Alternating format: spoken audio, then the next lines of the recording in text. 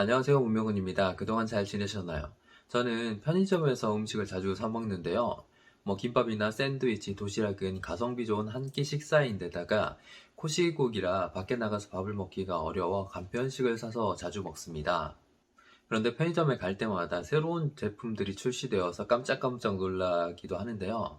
치즈케이크 같은 디저트류에서 시작해서 홍어나 초밥 같은 편의점에서 보기 어려운 제품들이 출시되고 있습니다.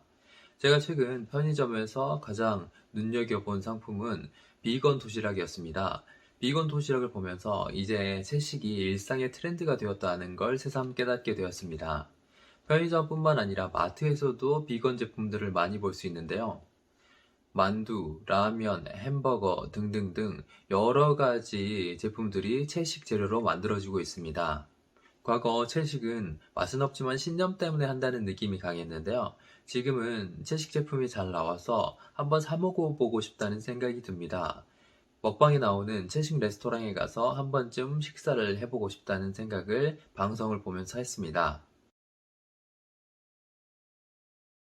채식주의 라이프 스타일은 오래전부터 있었습니다. 대개 종교적 이유나 동물에 대한 동정심 때문에 채식을 선택했었는데요.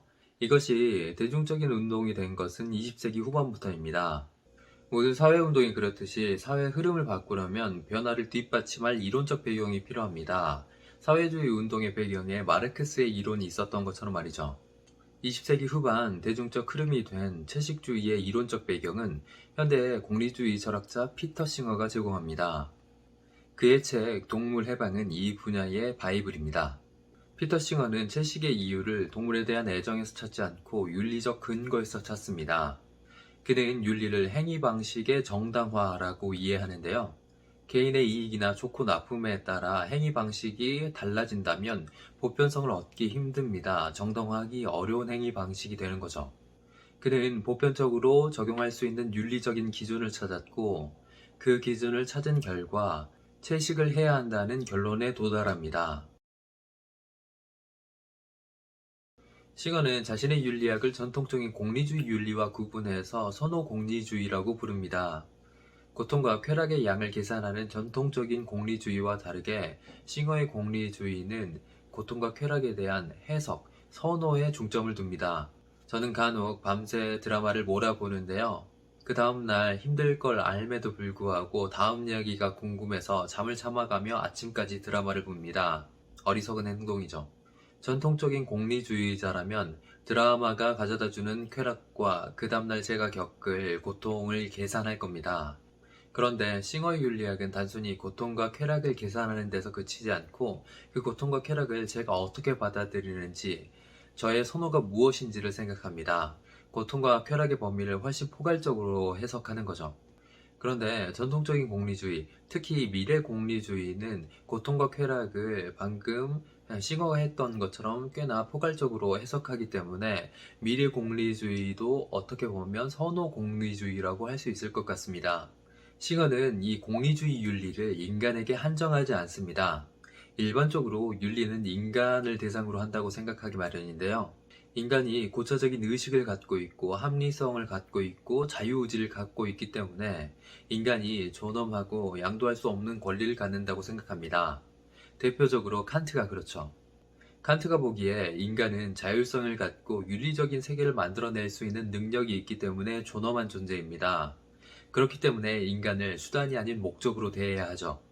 그런데 싱어는 이런 식의 생각에 일관성이 없다고 생각합니다.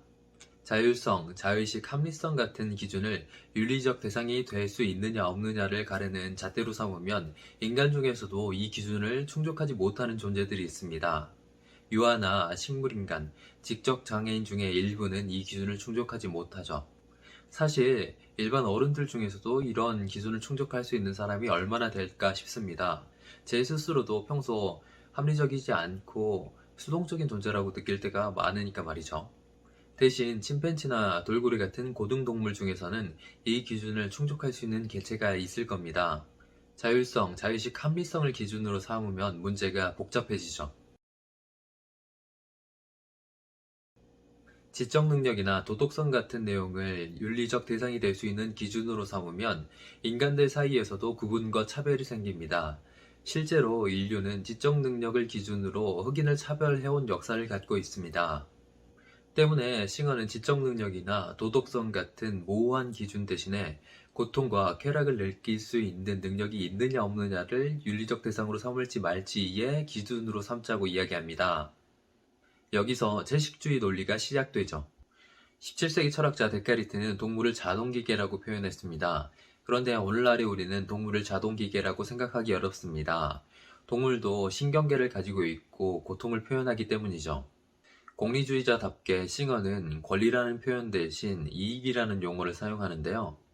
그는 고통을 느끼는 동물에게도 이익이 있고 동물에게 이익이 있다면 그 이익을 종에 상관없이 동등하게 다뤄야 한다고 생각합니다. 싱어가 이익평등 고려의 원칙이라고 부르는 내용이죠. 그는 종이 다르다고 동물의 고통을 무시하는 상황을 인종차별에 빗대어 종차별주의라고 부릅니다. 싱어가 주로 문제 삼는 것은 동물 실험과 공장식 가축 사육입니다. 대부분의 동물 실험은 하지 않아도 알 수 있는 내용을 다루고 있고 동물과 인간의 차이 때문에 무의미합니다. 공장식 가축 사육에서 동물들은 열악한 환경에서 사육되고 잔인하게 도축됩니다. 동물 실험과 공장식 가축 사육에서 동물들은 어마어마한 스트레스를 받고 잔인하게 죽어갑니다.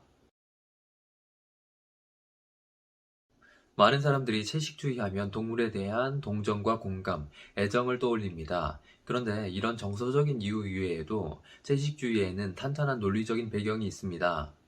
여러 가지 이유가 있겠지만 채식을 하는 이유는 크게 두 가지입니다. 첫 번째는 지금까지 봤던 공리주의 윤리죠. 동물도 고통을 받는 존재이고 고통받는 존재인 동물에게 불필요한 고통을 가하는 행동은 비윤리적인 행동입니다. 두 번째는 공장식 가축 사육이 환경을 파괴한다는 주장입니다. 고기를 생산하는 과정에서 어마어마한 양의 온실가스가 발생하고 기후변화에 일조한다고 생각하죠. 고기를 먹지 않는 것이 환경 보호에 참여하는 길입니다. 오늘은 다루지 않았지만 싱어도 이 환경 문제를 여러 번 언급합니다. 피터 싱어의 이야기를 이렇게나 오래 하는 이유는 채식주의를 이제 더 이상 소수의 신념으로 치부하기 어려운 상황이기 때문입니다. 서론에서 봤던 것처럼 이제 식품 시장에서 채식주의 시장은 매우 큰 비중을 차지합니다.